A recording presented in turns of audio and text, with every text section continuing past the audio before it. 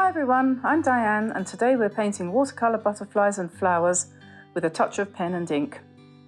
Every day I welcome you to my studio where together we paint fun and helpful projects which will take you on a wonderful watercolour journey. So don't forget to like and subscribe to our channel and click on notifications so you never miss a thing.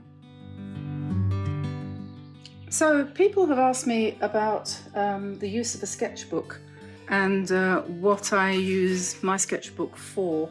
Well, I use it for preparing for videos and for paintings that I'm going to do where I need to practice what I'm going to do before I do it, and mostly. And I also use it to explore new ideas outside when I'm in the garden or if I just have an idea. And I usually have two, a small one where I'll do sketches. This is an elderflower, and obviously that's a bird, that's a great tit, I think. And then looking at the structure of flowers and plants, I might make notes on things, do various small sketches and things like that. It's a new book. And this one, which I make my own sketchbooks because I've got a lot of paper, thin paper, which came from our business when we had to close down. We used to teach children, and we had a lot of paper. And as well, I've also got plenty of art paper that I was given by someone who used to be a painter before he died. Anyway, so I make my own sketchbooks, trying to use up all of that paper. And maybe you'd just like to see a flip through of some of the videos that I've recently done that I did sketches for before I put the video up. You might recognize these as we go through. This is a pencil sketch because I wanted to see if I could get the shape of the teacup right. And that was the teacup sketch. This is a very popular one of a poppy with a meadow. And then there's the fairy, which I embellished with iridescent medium, which is great fun. This was the preliminary sketch for the foxglove, which has turned out to be pretty popular. There's the laburnum sketch, the three funky birds, and the seahorse, which I think was, I really liked that. It wasn't one of the most popular ones I've ever done, but for me, that was something quite different. Never done that before. Really never had done that before. And I enjoyed that. Then the ever popular hummingbird and another meadow. This was, I just love this pink. I don't know what it is about that combination of pink with quinacridone gold. That's, I don't know, I really like that. I don't know why. Sketching lavender to get the structure right before I embark on a full-blown demonstration. This was the swatching out of the old paint box, the 40-year-old vintage paint box, which these colours have all activated themselves perfectly now, and they're as bright as they were the day they were made. And this was a quick sketch of a hare prior to doing the last hare painting I did. This was my mock-up where I was gluing the cutouts from the napkin onto the paper just to get the composition right. Here's the American goldfinch, and this was the sketch for the one that we did yesterday. Now that brings us up to today, and yesterday we had a visit from a tortoiseshell butterfly. This is on a tub of flowers. Sorry about that noise, someone's doing some strimming. It's not me, I don't do that. Had a visit from a tortoiseshell butterfly which was sitting very obligingly on a flower, what do you call it, a tub of flowers in the garden. And so Tamsin took a little video of that, and that was a still that I printed out. And so one thing that immediately sprang out at me: when we're painting butterflies, we have to get the shape right. Isn't that interesting? It looks like a semicircle. I'd never really thought about butterflies as being like that. So if you were to draw a semicircle and then put the wings in with the body in the middle, and then you just kind of gave that a little bit of a curve, wouldn't that be a good way of drawing a butterfly really easily and quickly? I thought to myself. So I tried that out. Here, drew a line, came off the edge of the paper, and then tried that out. And I thought, oh, okay, this is very cheap paper, so the paint didn't work very well. So that was experiment number 1. Experiment number 2, and experiment number 3. By the time I got to this point, I'm starting to think, I think I might have got the shape right, more or less. So we have the line across the middle, a sort of semicircle, but it's obviously indented to give it more movement. And the colour here I made using, I had underneath cadmium yellow or transparent yellow or one of those bright yellows, and then on top I put in quinacridone and cadmium orange, I think, in different quantities. This is probably closer to the actual colour, but I rather liked the more blurry effect of this one. So, and I've used a lot of pen and ink on this one and not on that one. So you can choose your own style. Neither of these is what I would call in any way adequate. This is just me playing, and that's what your sketchbook's for. So I am going to get myself a piece of stretched paper, and I wanted to say something about this too. Lots of people have asked about stretching paper and what you do with when you've finished, what do you do with the sticky residue with the paper? I mean, you have to cut it off, don't you? So you cut round here about wherever the paper comes to. And if you want a border around your paper, you put masking tape on top of the brown paper tape all around like that. And then you paint, then you can peel off the masking tape, that gives you the white border, and then you cut it out of the board. So you can use both, but you will never get masking tape to stick down wet paper. It just isn't going to work. So to stretch your paper, you need this craft paper with the glue on the back. And if you want a white border, you can add that. Once it's stuck and dry, you can add the masking tape around the outside edge, and then you can peel it off, or you could use washi tape. So yeah, I hope that clears that little question up.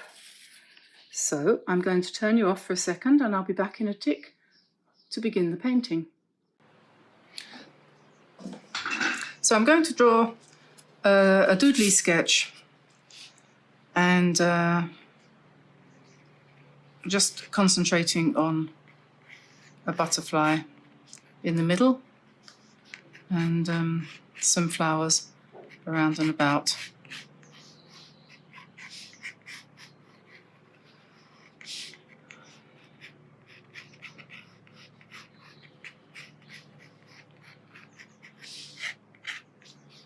And we'll have one over here that's sitting on sideways. And let's have one down here, which is the other way round, sitting sideways. And then maybe we'll have one here.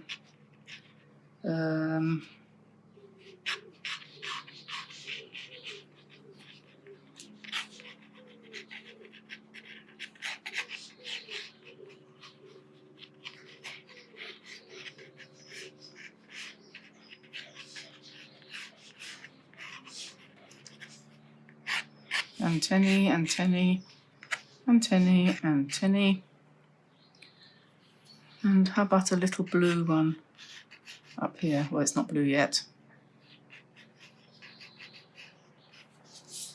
Okay, so now we want to put some flowers behind. So, and a stem. I think it's possible I might just switch to pen.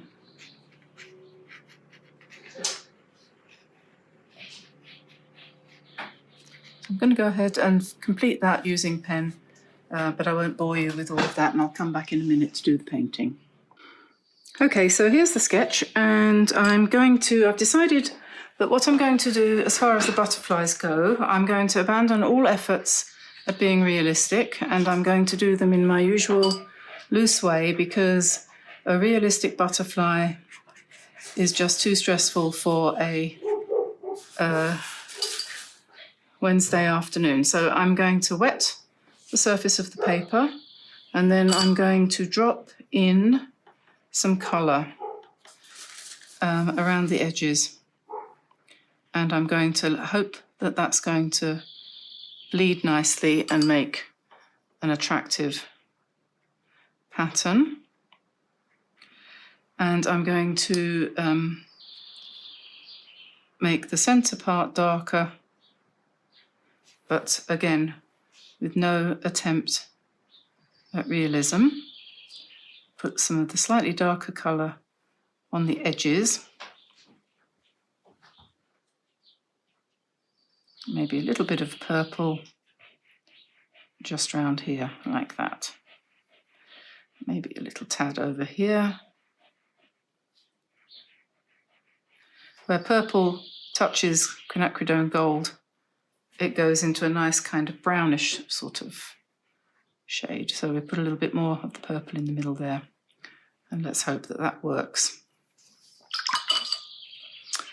Okay, and should I draw that little bit in? Maybe. Let me leave that to do its thing. Okay, so there's one over here, and who would like it to be blue? Who would like it to be mauve? Let's do it a sort of lilac. And we do the back wing a little bit darker, and then a bit more bluey on the front, and then a nice purple body. And maybe we'll just drop some dots in there. See how that wanders around the paper. This is an old sheet of Arches paper. I'm painting on the back of it. Something else was intended for the other side, but it never happened. So it had a light wash on it, but it was never used. So let's try a nice kind of magenta for this one, shall we?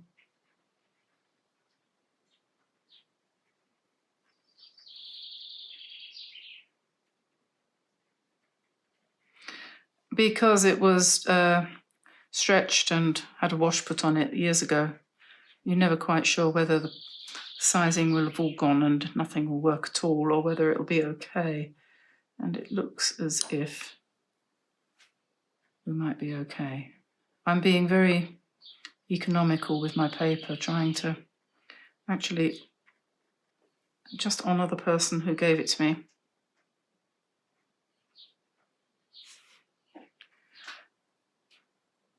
Okay, so this is cobalt blue and quinacridone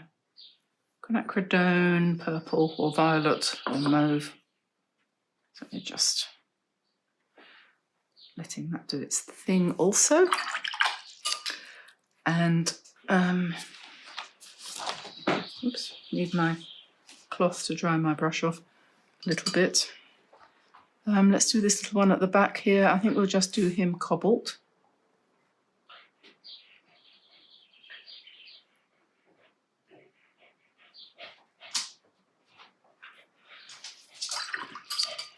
And then I suppose this one really needs to be orange.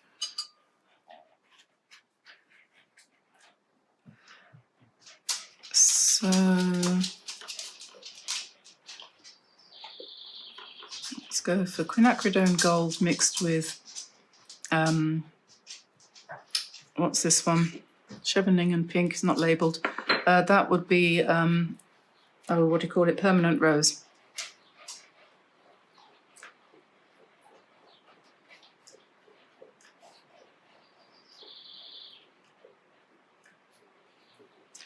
And then we need a darker colour for the body. Okay. Now, having done that, we need to turn to the colours for the flowers and everything. And I had envisaged this as being foxgloves. So we'll put some foxglove colour down here on these ones. And down there too. With a little bit of green for the stem.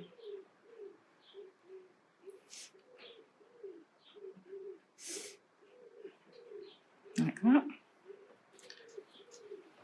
Then we've got, this is a little yellow flower. It's meant to be.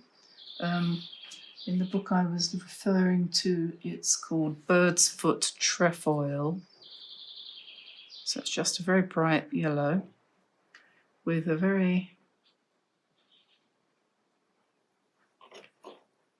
green leaf.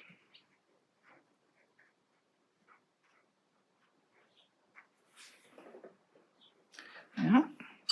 And this is lavender. So you have some stalks of lavender there, and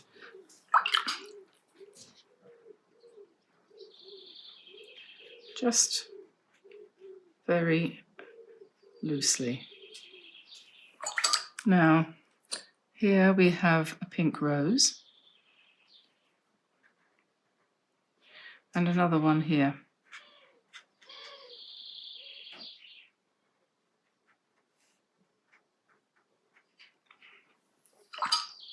And this is a daisy with a yellow centre and white petals, which, as you know, we can't paint, so we just do a little bit of shadow on them.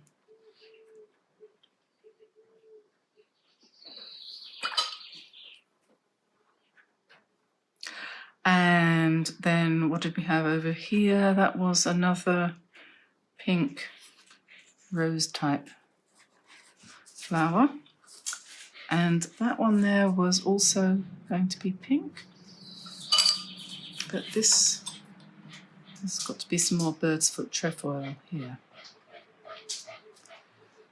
And that's lavender.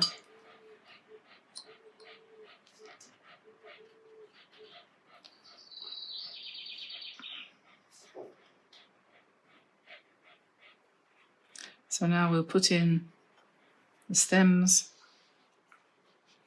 and the leaves.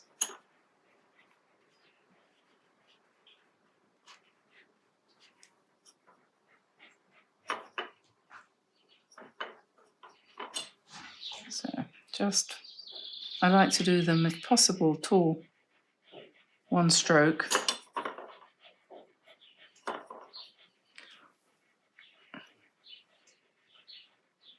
Because that way you just get these amazing colours.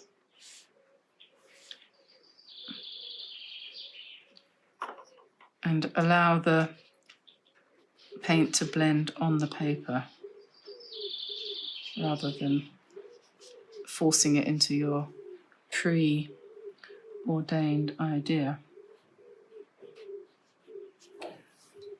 And put a bit more lilac over here for a bit more of something or other. Now the butterflies have dried a bit, so I'm going to come in with some more decorative elements.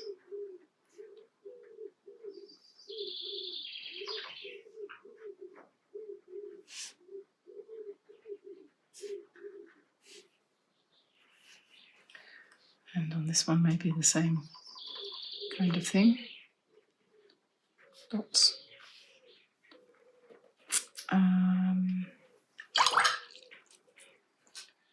Yeah. maybe we want to put some veins in. So we can just take out, whoops, that's a little bit heavy.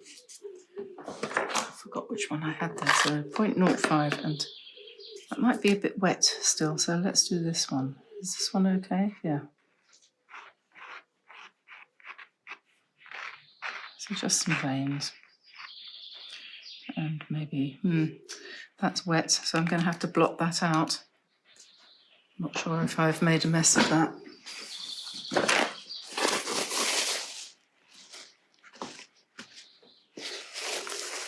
That'll be okay when it's dry.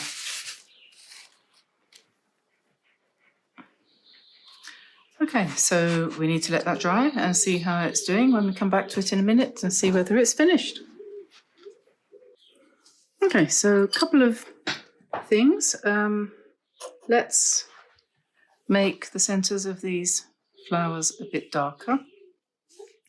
Let's put a little bit of orangey, this is quinacridone again, into those ones too. And let's mix up a dark green and add some shadows to some of these leaves and stems. This one here needs a bit.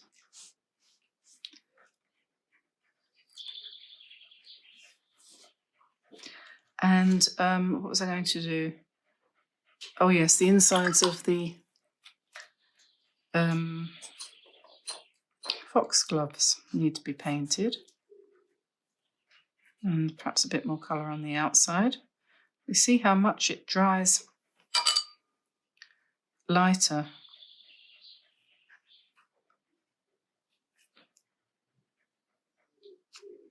There we are. And I just thought of something then. And it went in one side and out the other.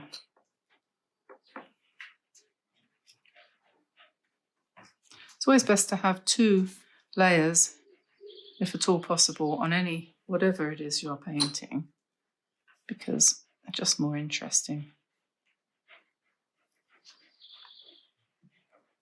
Nothing's ever just one colour, is it? What was I going to say?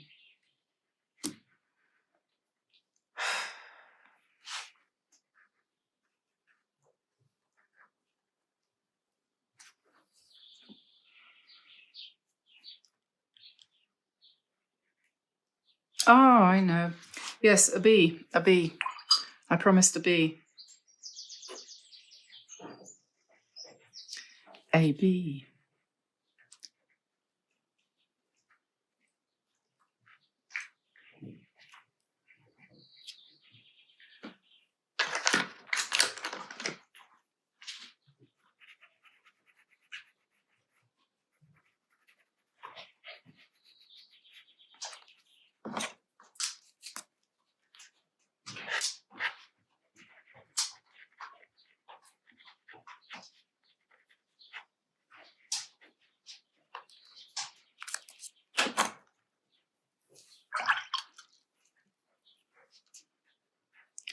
I will never forget the wings on the bee again, ever. And having done that one, I need to do another one because he's too cute. Don't you think? Let's put one over here. Facing the other way.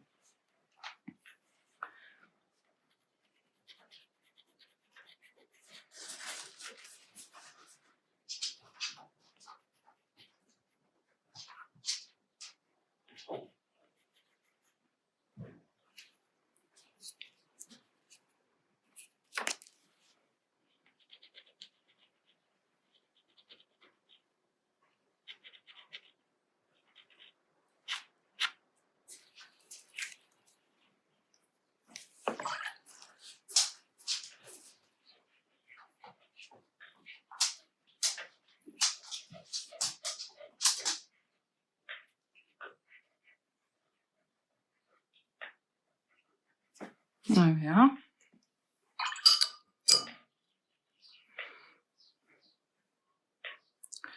think I want to add some colour to the centre of this one.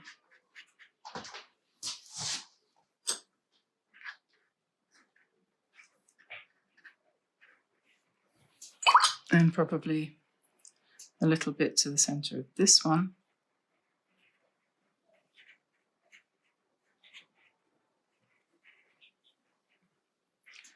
And maybe that one. And now I think that's probably about it, with perhaps the exception of some fancy lines on this one and some veins. I think he also needs a little bit of a darker body. What do you think? Like that.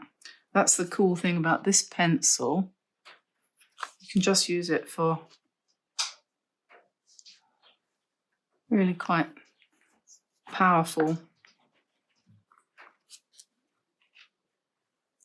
shadows, so that you get a three-dimensional effect. That one probably should have some legs coming out here. That one has got legs. I'll just make them a bit darker. There we are. When that's dry, I shall erase all of the pencil marks. And so that'll be that. So there we are. A little ramble through the world of the butterfly today.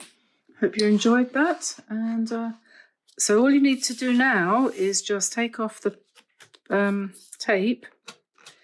And if you have painted over the edge, you'll get a clean edge like that wherever the paint went. And that works really well. And then you can just cut your, actually I could show you how I do it.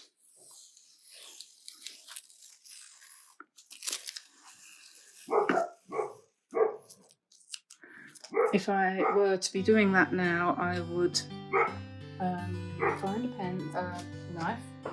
There we go. I'll take that one away and reveal one that was underneath. And I just cut like this all the way around. Now, if this is going to be framed, which this one obviously isn't,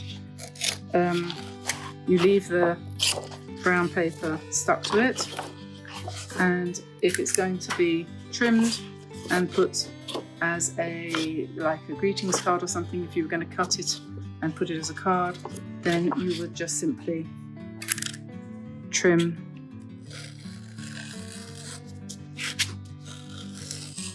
the paper away using a ruler. Probably a good idea.